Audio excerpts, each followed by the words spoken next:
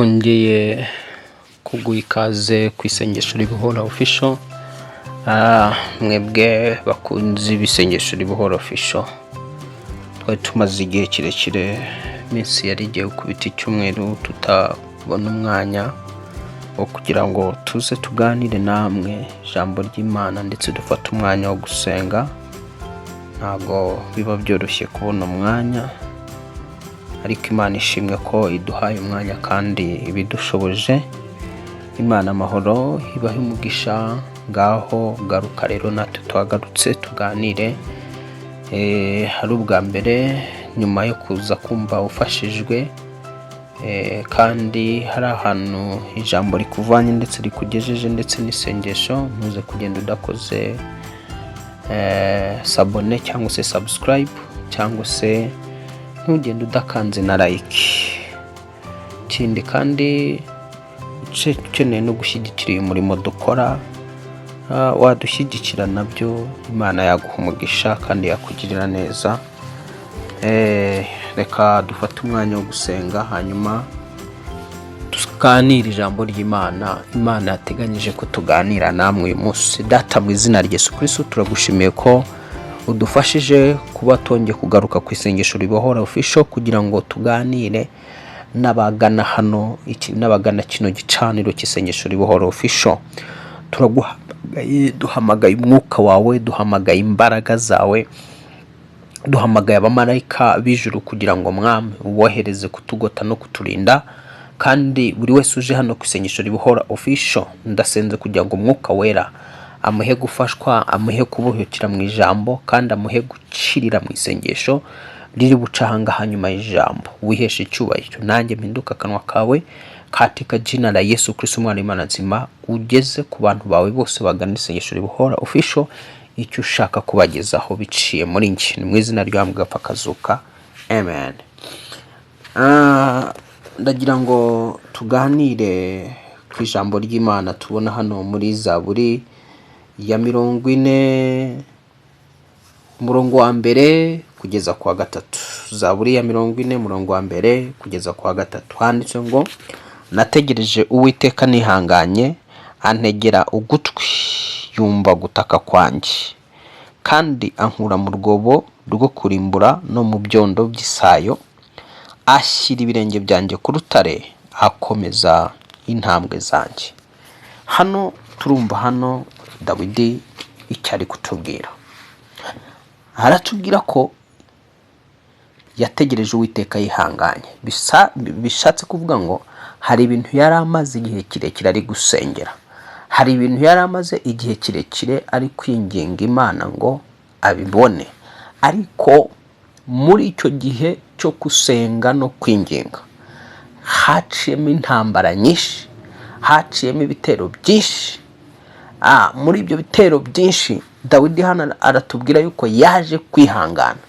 Atangira avuga ati nategereje Uwiteka yihanganye. Umuntu yihanganira ibiba ibyakagombye kumubabaza, ibyakagombye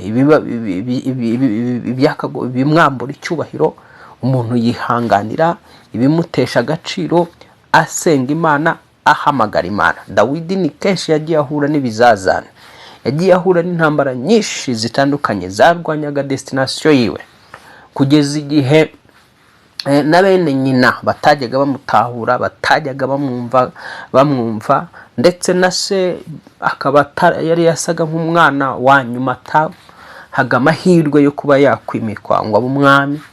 Kugeza igihe cyaje kugera Dawidi uyu nguyu, ise amutuma ku rugamba, amuha ibyo kurya. Aramubwira ati ngiye nshyirira abahungu banjye bari ku rugamba, hanyuma nusanga ari bazima ubahe ibintu byo kurya, hanyuma undeberere nuko bameze, uze umpa amakuru. Umwana nuko yagiye mu rugamba, yaragemuriye bene se bakuru be, abagemura ibyo kurya ku rugamba. Ageze ku rugamba asanga bakuru be bakimubona nta nubwo bamwakiriye neza, ahubwo batangiye kumubaza bati wagahungu we, twadutama wajyaga uragira udusigende, uje hano gukora iki? Turakuzi wowe, dore n'ukuntu witerera mu bintu utazi, ubu nta kindi kikugenza wazanywe no kugira gute kureba intambara. Ariko bamubwira amagambo yarababaje ati se uyu Mufilisitiya kuko yageze ku rugamba asanga ingabo zacitse intege zose, hari Umufilisitiya urimo uraza agahagarara mu ruhande rw'ingabo barwanaga z'Abasiriya, akazajya ahagarara akavuga ati muri mwe hagira umuntu witoranyamo aze turwane, naramuka nsinze tuzababera abagaragu ibihe byose, namwe nimudutsinda tuzababera, namwe nitubatsinda muzatubera abagaragu ibihe byose. Uwo mugabo ngo agahoraza uko bukeye nuko bwije, ariko Abisirayeli bamureba igihagararo, bareba igihagararo cy'uwo mugabo wari intwari mu gisirikare cy'abanzi b'Abisirayeli, uwo yitwaga Goliyati. Abisirayeli bamureba ibigango, bareba ukuntu areshya, bareba ukuntu ari ibogari, kandi bakaba bamuzi nk'umuntu umenyereye urugamba, bose bagashya ubwoba, hakabura n'umwe ugira ujya kuba yakujya kurwanya Goliyati. Dawidi rero mu kubaza bene nyina bamushubije nk'uko mwabyumvise, baramubwira bati waje kubaza dore wagahunguwe n'iki kikugenza, twadutama wadusigiye nde? Ubu turabizi, ubu ngubu waje kureba amakuru y'intambara. bamwutse inabi abavaho ajya ku bandi bantu, tangira kubaza ati se uyu Mufilisitiya uhora uza atuka ingabo z'Imana, tuka ubwoko bw'Imana, ni muntu bwoko ki? Ese habonetse ujya kumuhangara akarwana nawe, niki yabikuramo? Mwami yamugorora iki? Mwami yamufasha iki? Atangira gutata amakuru. Ariko ukabona yuko Dawidi yari yarashyizwe inyuma y'umuryango, n'abakuru be bumvaga ari umuntu waho ngaho, nyine ari akantu kaho ngaho ko mu ishyamba katabasha kugira icyo gakora. Reka iyo nkuru sinshaka kuyijyamo murayise, ariko atangira atubwira ngo nategereje Uwiteka nihanganye, antegera ugutwi yumva gutaka kwanjye, kandi ankura mu rwobo rwo kurimbura no mu byondo by'isayo, ashyira ibirenge byanjye ku rutare, akomeza intambwe zanjye. Ndayakubwira ngo ubuzima ni intambwe ku ntambwe. Maisha ni hatua kwa hatua. Mungu aliyatengeneza hivyo. Ubuzima cyangwa se imibereho ya hano mu isi ni intambwe ku ntambwe, kugeza igihe ushoje urugendo rwawe ukagera aho Imana yagambiye kugera. Ubuzima ni urugendo rurerure, cyangwa se imibereho ni urugendo rurerure ruhagarara, cyangwa se umuntu asoza igihe yavuye hano mu isi. Muri urwo rugendo rero hari intambwe uba ugomba gutera kugeza igihe ugeze ku cyo Imana yagambiriye ko ugeraho. Ntange mbabwira ngo ubuzima cyangwa se imibereho Imana yabukoze mu buryo, cyangwa yaburemye mu buryo bw'intambwe ku ntambwe. So mu isi y'umwuka rero ahangaha Dawidi ari ikintu ari kutubwira ahangaha, arimo aratubwira ngo yamukuye mu rwobo rwo kurimbura no mu byondo by'isayo, ashyira ibirenge bye ku rutare, akomeza intambwe ze. Mu isi y'umwuka rero Satani ashobora gufata intambwe zawe n'ibirenge byawe akabitaba mu rwobo. Umurozi ashobora gufata ibirenge byawe n'intambwe zawe akazishingura rwose, akazishingura. Noneho yashingura intambwe zawe n'ibirenge byawe, wajya ushaka gutera intambwe kugira ngo uve ku rwego ujye ku rundi, bikanga, ugasanga ntago bigukundira. Ni nkaho ibirenge byawe biri mu isayo rikomeye, ni nkaho ibirenge byawe biri mu rwobo rwo kurimbura, urajya gutera urutambwe ntibikunde kuko intambwe zawe zaborotse. Kugira ngo ubyumve rero iby'izi ntambwe, Dawidi arongera akavuga ngo yamukuye mu rwobo rwo kurimbura no mu byondo by'isayo, ashyira ibirenge bye ku rutare, akomeza intambwe zawe. Nakubwiye ngo imibereho ni intambwe ku yindi. So ni ukuvuga ngo rero nuko Imana yaremye umuntu atangira ari amazi, umubiri w'umuntu ari amazi, ukagenda wisuganya wisuganya kugeza igihe umuntu Imana ari ifite ubushobozi bwo kuba umugabo yatera inda umugore agahita abyara ako kanya. Imana ari ifitemo ubushobozi bwo kuba umugabo ashobora gutera inda uhereye igihe umudamu yasamiyemo bugacya nabyara. Ariko kugira ngo Imana ikwereke ko ibyayo ari intambwe ku yindi siko bigenda. Umwana uhereye igihe umubyeyi yasamiyemo hari urugendo rw'amezi 9. Tuzi yuko umuntu nibura abashyitse niyo mezi Imana yagennye kugira ngo nibura umwana abashe kuva mu nda, umuntu aboneke agaragare. So nyuma yaho rero umwana uko agenda akura kugeza igihe yari bifite ubushobozi bwo kuba n'umwana yanavuka uwo munsi akavuga akagenda, ariko siko bimeze. Imana yagiye bikora intambwe ku ntambwe kugeza igihe wa mwana atangiye kugenda, avuye mu kugenda akajya mu ishuri, yava mu ishuri gardienne ya mbere, iya kabiri, ya gatatu, akajya muri primaire akayisoza, akajya secondaire akajya hehe university. Urumva ko uwo mwana abagenda atera intambwe, ejo bundi agashaka, yamara gushaka akabyara. Urumva ko wa muntu aba arimo aragenda atera intambwe mw'isi y'umuka. Rero iki kintu Dawidi yavuze, Satani ashobora gufata umwana akazirika intambwe ze akagwingira pe, ashobora no kuzifata. Hari abantu nk'aba bantu tujye tubona barenze igihe cyo kubyara, ugasanga amaze nk'amezi 12. Icyo gihe Satani aba yaborotse wa mwana, yafunze intambwe zo mwana akiri mu nda. Ikiba gikenewe ni isengesho ribohoza uriya mwana, ibyamutangiriye, ibyakerereje intambwe ze bigacika bikavaho mu izina rya Yesu. Satani rero ashobora kukureba akareba agafunga intambwe zawe z'imyigire, ugasanga ugarukiye aho utifuzaga kugarukira. Ariko nakubwiye ngo nubwo waba waragarukiye aho utifuje kugarukira, ntabwo ibyo byaburizamo umugambi w'Imana ku buzima bwawe. Icyo ugomba kuba kukiba mu izina rya Yesu. Wowe tubana hano ku isengesho ribohora official, icyo ugomba kuba kukiba mu izina rya Yesu. Niyo waba waracikijemo amashuri yawe kabiri, Imana yiteguye guca izindi nzira no guharura izindi nzira kugira ngo ugere ku cyo Imana yakuvuzeho, niba koko uyubaha kandi niba koko usenga. Ibi nibyo Dawidi yakubwiye ngo ategereje Uwiteka yihanganye. Dutegereza Uwiteka dusenga, dutegereza Uwiteka tushaka mu maso he, dutegereza Uwiteka tutarambirwa, dutegereza Uwiteka dufite ibyiringiro, dutegereza Uwiteka dufite gukiranuka muri byose. Hanyuma igihe kikagera Uwiteka akaza agafata intambwe zawe akazikuraho zabohewe, akazikuraho zazirikiwe, akazikandagiza ku rutare. Yamara kuzikandagiza ku rutare, ya ntambwe yawe akayikomeza. Ndavugana n'umuntu rero wabonaga yuko yateye urutambwe rwo kubaka urugo. Igihe yari yubatse urugo, amaze kurutera yumva ko yishimye, avuye mu gisibateri, abonye umugabo nk'abandi, abonye umugore nk'abandi. Ariko muri urwo rutambwe wateye, Satani agira umujinya, arahaguruka aza kurwanya ntambwe yawe yo kubaka urugo.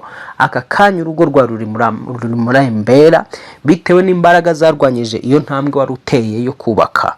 Ndasenze kugira ngo izo mbaraga zarwanyaga iyo ntambwe yo kubaka urugo rwawe izishye zikongoke mu izina rya Yesu. Rekeraho kureba abantu, rekeraho kureba umugabo wawe, rekeraho kureba umugore wawe ngo wumve ko ari we nyirabayazana. Oya, n'uwo mubana. Imana yifuza, nawe ubwe yifuzaga kubaka urugo rugakomera, nawe ubwawe wifuzaga kurwubaka rugakomera. Ariko hari imbaraga zarakaye zagize umujinya nyuma yo gutera urwo rutambwe rwo kubaka umuryango, zihagurukira kurwanya iyo ntambwe y'umuryango wawe y'urugo wubatse. Ndagusengera kugira ngo rero, hari amayeri atandukanye, hari imisengero itandukanye yagufasha kugira ngo Imana igukomereze iyo ntambwe y'urwo rugo mu izina rya Yesu. Wowe egera Imana, ufata ibihe byo gusenga, ubaza Imana icyo ugomba gukora, ugisha inama Uwiteka, urwo rugo rwawe ruraza kubakwa mu izina rya Yesu. Urankurikira unteze amatwi unyumva, watangiye ka business, hari igihe cyabayeho wicara uri umushomeri, hari igihe cyabayeho wicara buri kimwe cyose uteze amaboko y'abantu. igihe kigeze Imana ikuzanira igishoro utangira ka business uravuga ati wow nteye urutambwe, ariko iyo ntambwe wateye Satani ayibonye ararakara, akoresha abakozi be bashaka kugira ngo bagusubize inyuma, bashaka kugira ngo bagusubize mu gishomeri. Uri kureba business ukabona ntaho iva ntaho igana, nta ntambwe itera, ahubwo ayo usohora siyo windiza. Urabona kuri mu manegeka saha ni saha wacinga. Nawe nkuzaniye ubutumwa bwiza mu izina rya Yesu Kristo. Uwiteka acingura abohora izo ntambwe zawe. Iyo ntambwe yawe wari warateye yo kuva mu gishomeri, ndagusengera kugira ngo iyo ntambwe yawe Imana ikomeze. Fata ibihe byo gusenga, uhamagara Imana igukomereze iyo ntambwe wateye ya business yawe. Ntuzasubira inyuma ngo wongere usubire hasi, utangire gusabiriza, utangire kubaho uteze amaboko buri kimwe cyose. Imana iyo ntambwe yaguteje yigukomereze mu izina rya Yesu Kristo. Uwundi nawe ateye intambwe avuye arangije primaire agiye muri kaminuza. Ugeze muri kaminuza uri kubona wapa amanota, wapi bimwe birimo biragutsinda, cyangwa se birashoboka minirivare urabona kuibona ari shida, ari ni shida zimejitokeza, changamoto zimejitokeza, yani kupata namna ya kuendelea kuronka minirivare kubona biri kwanga. N'umwanzi watangiye kurwanya iyo ntambwe yawe. Fata ibihe byo gusenga, uhamagara Imana igukomereze iyo ntambwe wari umaze gutera mu izina rya Yesu. Ikura intambwe zawe n'ibirenge byawe ahantu mu isayo, ahantu mu bushomeri, ahantu mu gisuzuguriro, aho hantu nyine wibona mu gahinda, mu mibabaro, mu buribwe bwinshi bw'umubiri, cyangwa se mu buribwe bwinshi bw'ubukene. Imana ibirenge byawe biterure bikure muri iryo sayo ry'ibibazo. Imana igukure muri urwo rwobo rw'ibibazo mu izina rya Yesu. Ifata ibirenge byawe ibikandagize ku rutare, noneho intambwe yawe ikomezwe n'Imana, urwo rugo rwawe rukomezwe n'Imana mu izina rya Yesu. Business yawe ikomezwe n'Imana mu izina rya Yesu Kristo. Icyo ukora gikomezwe n'Imana. Agakiza watangiye, urugendo rw'agakiza winjiyemo, Imana irukomeze mu izina rya Yesu. Imbaraga zarwanyaga agakiza kawe zarwanyije intambwe y'agakiza kawe. Uri kubona uyu munsi waguye, ejo wabyutse, ntago ushikama ngo bikunde. Ndagusengera kugira ngo intambwe watewe mu gakiza Imana ikomeze mu izina rya Yesu. Ndagusengera kugira ngo iyo ntambwe ntisubire inyuma ukundi.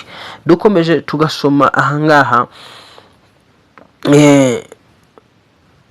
muri Zaburi ya 37 n'umurongo wa 23. Zaburi 37 umurongo wa 23.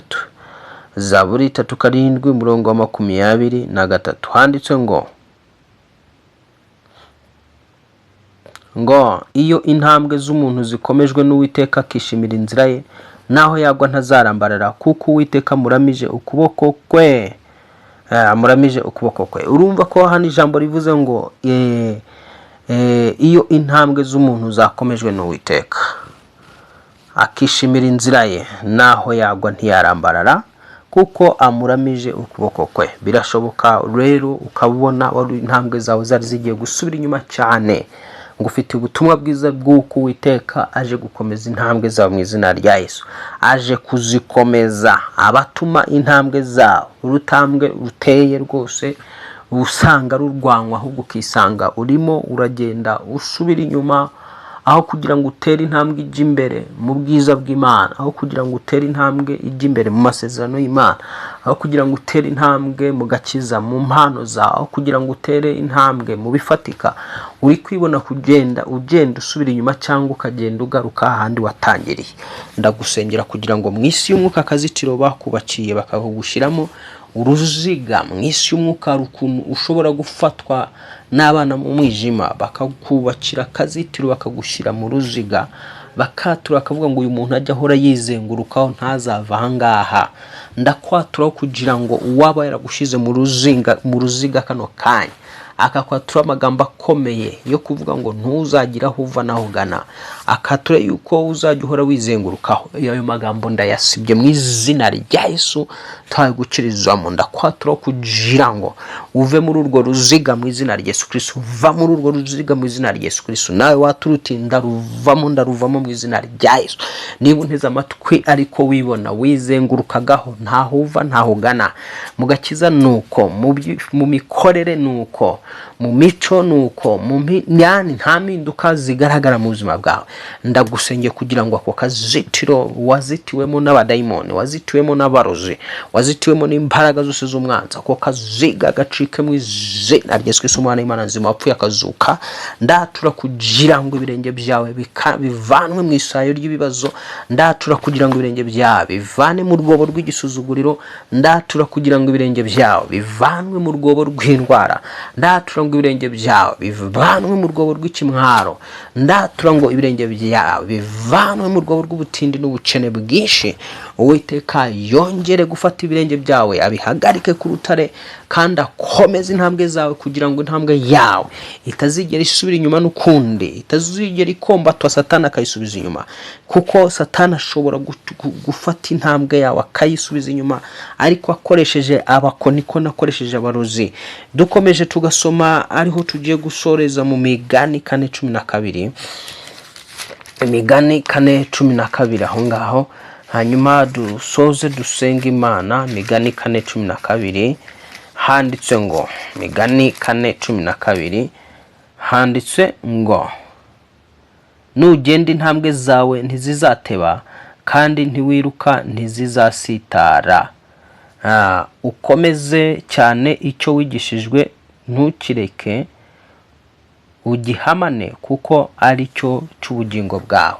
Urumva iri jambo nshuti mukundwa muri Kristo Yesu rivuganye nawe. Imana iravuga ngo nugenda intambwe zawe ntizizateba kandi niwiruka ntuzasitara, ukomeze cyane icyo wigishijwe ntukireke. Ibyo ndi kukwigisha Imana iravugana nawe ngo ubikomeze cyane ntubireke, nibwo intambwe zawe nugenda noneho zitazateba. Intambwe y'umuntu bashobora kuyicerereza, guteba nugutinda. Satani ashobora, abarozi abakozi ba Satani bashobora kugukorera akatendo gatuma ukererwa cyangwa se uteba intambwe zawe zigenda gahoro, zigenda gake. Ugasanga ikintu wari kuzabona ufite imyaka 35 ukigezeho ufite 60.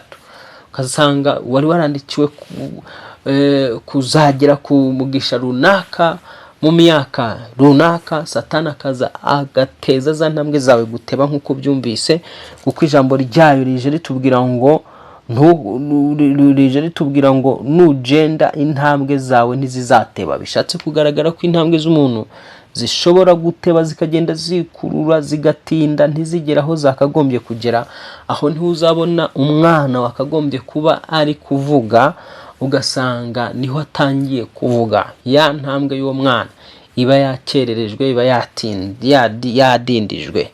Wa muntu twari tuzi yuko imyaka runaka ubundi umuntu wize neza akagira amahirwe, akagira umugisha w'Imana, intambwe ziwe Satani nazirwanye.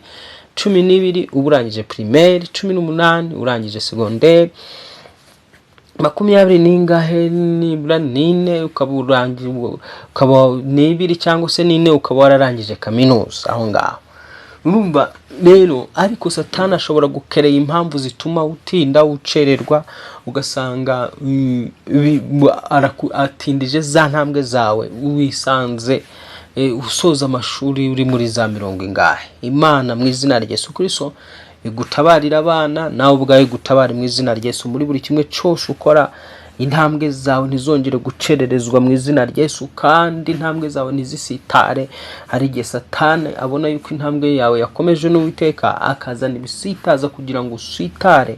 Noneho wa muvuduko wari ufite kujyana mu masezerano, wa muvuduko wari ufite, ya speed wari ufite yo gusenga, ya speed wari ufite yo kurwanira destination yawe, ya speed wari ufite yo gukora cyane ushaka kwiteza imbere, ya speed wari ufite yo gukora cyane ushaka kuva ku rwego ujya ku rundi, ugasanga Satani arayihagaritse kuko akereye igisitaza cyangwa se ashyizibuye mu nzira yawe kugira ngo urisitareho. Ndagusengera rero kugira ngo uyu munsi Imana iharure inzira zawe. Sengana nanjye rero, jya mu mwuka, tuza umutima n'ubwenge ubishyire hamwe, wiconnect n'isengesho tugiye gusengana nawe. Hanyuma nyuma yo gusenga wizere, kandi tujye tubona za comment zanyu, tujye tubona mutubwira ko mwabohotse. Yego hari abaca mu gikari bakatubwira ko hari ikintu Imana yakoze. Mujye mutubwira, hari igihe bitumotiva natwe bikaduha imbaraga bigatuma tugaruka kuza kubaganiriza ijambo ry'Imana no kubasengera. Kindi kandi mudushyigikire mu buryo bw'ibifatika, mudushyigikire mu buryo bw'ifatika kugira ngo dukore uyu murimo. Dukeneye natwe kuba twatangira kuzajya ducisha hano ijambo ry'Imana ku isengesho ribuhora mu mashusho tugaragara. Mudushyigikire rero, ni mwebwe aka kanya dukorera, mudushyigikire mu izina rya Yesu. Mu mbaraga z'Umwuka Wera sengana nanjye rino sengesho. Vuga uti: Data twese umuremyi w'ijuru n'isi, buri mbaraga. Vuga uti: mu izina rya Yesu Kristo, vuga uti: mu izina rya Yesu Kristo, niyambuye isura yose itari yanjye, isura y'icyanjiro, tuma ntakundwa, tuma ntemerwa, ndayiyambura mu izina rya Yesu watsinze urupfu n'ikuzimu. Uko naba ngaragara kose, kutari uko Imana yandemye, ndakwiyambura kano kanya mu izina rya Yesu watsinze urupfu n'ikuzimu. Nongeye kuhambara ishusho y'ubumana, nongeye kuhambara igikundiro cy'Imana mu izina rya Yesu Kristo watsinze urupfu n'ikuzimu. Aturuti nambaye igikundiro cy'Imana mu izina rya Yesu Kristo, aturuti mu izina rya Yesu Kristo. Uru ruzingo rwose rwari ruzinze intambwe zanjye, rwari rufashe intambwe zanjye, ndarucisha amaraso Yesu Kristo, ndarukataguza amaraso Yesu Kristo. Na buri ruziga rwose nari narashyizwemo rwo kwizengurukaho, rwo gutangira nkasanga aho ntangiriye ariho ngarutse, urwo ruziga ndarusimbuka nduvuyemo mu izina rya Yesu Kristo. Ninjiye mu masezerano y'Imana, ninjiye mu byo Data yamvuzeho mu izina rya Yesu, umwana w'intama w'Imana, mu izina rya Yesu wapfuye akazuka. Ngaho komeza usenge, komeza uhamagara Imana, manura umuriro w'Imana utwika ibintu biboshye intambwe zawe. Manura umuriro w'Imana, ufata ibirenge byawe ubibohoze, ufata ibirenge byawe ubibature. Koresha amaraso Yesu Kristo, uvuge yuko wature ko intambwe zawe zigomba kuvaho zari ziri zigakandagizwa ku rutare. Wature ko intambwe yawe itazongera gusubizwa inyuma, igomba gukomezwa mu izina rya Yesu. Niba wari umudamu ubatse urugo, Satani akakurwanyiriza kuri iyo ntambwe yo kubaka urugo rwawe, ukabona neza rugushaririye, yari intambwe wari wateye wishimye, wakuranije imiryango yishimye, nawe wishimye rwose ko wubatse urugo, ariko aka kanya intambwe yawe Satani arayikombase, rwatangiye kugusharira, rwatangiye kukubihira. Ndagusengera nawe wisengera, uvuga uti: mu izina rya Yesu, intambwe nateye ntabwo igomba gusubizwa inyuma. Izina rya Yesu Kristo, intambwe nateye yo kubaka urugo ntigomba gusubizwa inyuma mu izina rya Yesu Kristo wapfuye akazuka. Niba nawe unkurikiranye intambwe wateye yo kwiga kaminuza, vuga uti: ngomba kwisoza mu izina rya Yesu Kristo, ngomba kwiminuza. Intambwe nateye ntabwo igomba gusubira inyuma mu izina rya Yesu. Niba hari business wafunguye, kano kanya ukabona business wari wafunguye irimo iragenda nabi, bimenya ngo ni Satani warwanyije iyo ntambwe wateye yaka business kawe. Vuga uti: mu izina rya Yesu Kristo, business yanjye, mwami, intambwe nateye ya business yanjye yikomeze mu izina rya Yesu Kristo. Niwemere ko intambwe nateye yo gutangiza business isubira inyuma mu izina rya Yesu Kristo. Birashoboka ukaba warateye intambwe y'ubworozi runaka, aka kanya waroroye, none urimo urareba ubworozi bwawe burimo buragenda bukendera, ibibazo byinjiye. Vuga uti: mu izina rya Yesu, Uwiteka nkomereza intambwe nateye ubworozi, Uwiteka nkomereza intambwe nateye ubworozi mu izina rya Yesu. Satani ntiwemere yuko asubiza inyuma intambwe yo nateye yo korora mu izina rya Yesu. Birashoboka ukaba unteze amatwi nawe, hari intambwe kiza, nibwo ugikizwa, nibwo ucinjira mu by'agakiza, ariko Satani arimo aragukombata ukabona wasubira inyuma. Vuga uti: mu izina rya Yesu, intambwe nateye yo kwinjira mu gakiza ntizasubira inyuma. Mana, gukomera mu gakiza, gukomera mu buntu bwawe. Urakoze mwami, urakoze kumva gusenga. Nuhabwa amashimwe, nuhabwa icyubahiro. Nsengeye abantu bose kano kanya rero, Uwiteka, bumvagira ijambo, reka ukomereze intambwe zabo bateye mu buzima mu izina rya Yesu. N'undi ushaka gutera intambwe agahitagwa, ndatura kugira ngo mwe mufate ukuboko atera intambwe ayiteye mu izina rya Yesu Kristo. Ndatura ngo uyu muntu mufate ukuboko atera intambwe ayiteye ubu utazasubiza inyuma ukundi mu izina rya Yesu Kristo wamupfakazuka. Amen. Amen. Umwami Imana iguhe umugisha, kandi Umwami Imana ikugirire neza. Intambwe uteye ntizongera gusubizwa inyuma ukundi. Mugira amahoro, ubuntu bw'Umwami Yesu bubane namwe aho muherereye hose. Shalom, shalom.